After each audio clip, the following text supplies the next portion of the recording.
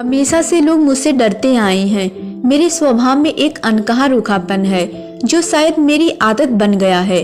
गिने चुने दोस्त हैं और वो भी जब मुझसे बात करते हैं तो हर शब्द तौल कर। बचपन से ही ये आदत मेरे साथ है। स्कूल में, फिर कॉलेज में, अब और ऑफिस में भी ये सिलसिला जारी है। किसी लड़के की तो हिम्मत ही नहीं हुई कि मुझसे बात कर ले।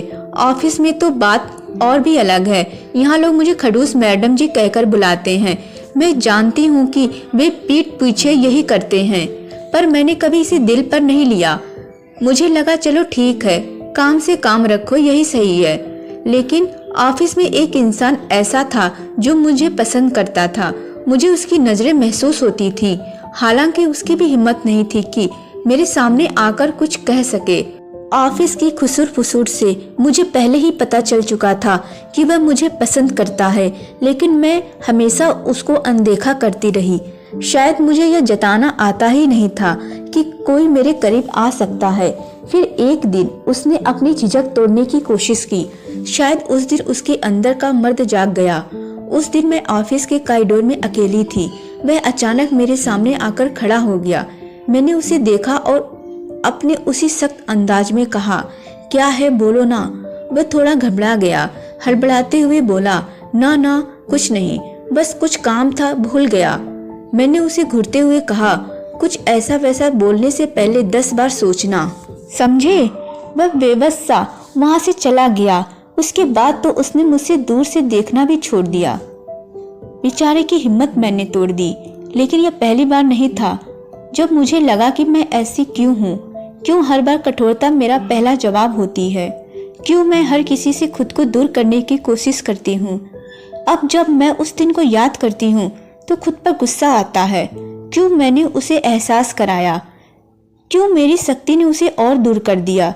सच कहूँ तो अब मुझे उसकी नज़रों का इंतजार होता है, लेकिन वह तो अब दूर दूर रहता है, जैसे मैं कोई इंसान ना हूँ, कुछ और ही हूँ। शायद मैं ही गलत हूँ। मेरी ये शक्ति अब मुझे बोझ सी लगने लगी है। दिल में सवाल उठता है, क्या सच में मैं इतनी खड़ूस हूँ कि कोई मुझसे अपने दिल की बात भी ना कह सके, या फिर मैं अपनी ही दीवारों में कैद हो गई हूँ।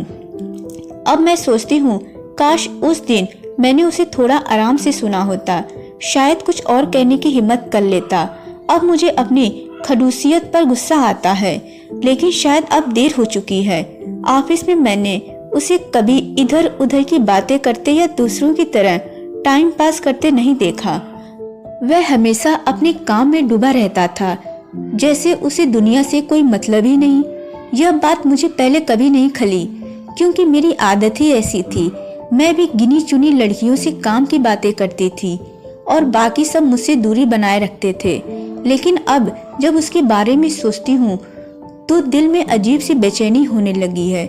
मैं चाहती हूँ कि कोई उसके बारे में बात करे, कोई मुझसे बताए कि उसने उस दिन के बाद क्या सोचा, क्या महसूस किया। क्या उसने मेरे उस सख्त लहजे को दिल पे ले लिया, या फिर उसने मुझे पूरी तरह से नज़रअंदाज करना ही बेहतर समझा। अब मुझे यह भी जानने की बेचैनी है कि वह इंसान अंदर से कैसा है। क्या वह सच में उतना अच्छा लड़का है जितना मुझे लगता है? मैंने कभी उसके बारे में ज्यादा सोचा नहीं, लेकिन अब हर बार उसकी याद आती है। मैं चाहती हूँ कि कोई मुझे बताए कि वह कैसा इंसान है।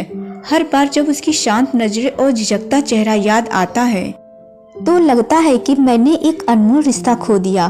काश उस दिन मैंने अपनी आवाज को थोड़ा नरम कर लिया होता। काश मैंने उसे सुनने की कोशिश की होती।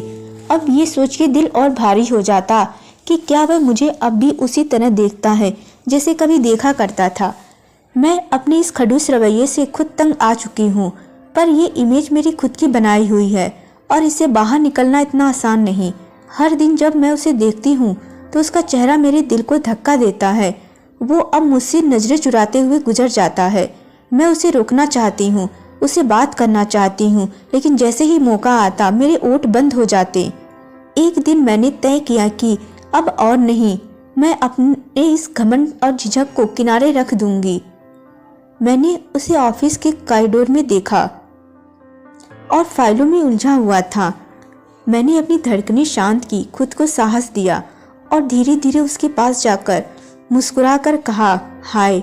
वो चौंक कर मुझे देखने लगा। कुछ पल के लिए तो ऐसा लगा जैसे समय ठहर गया हो।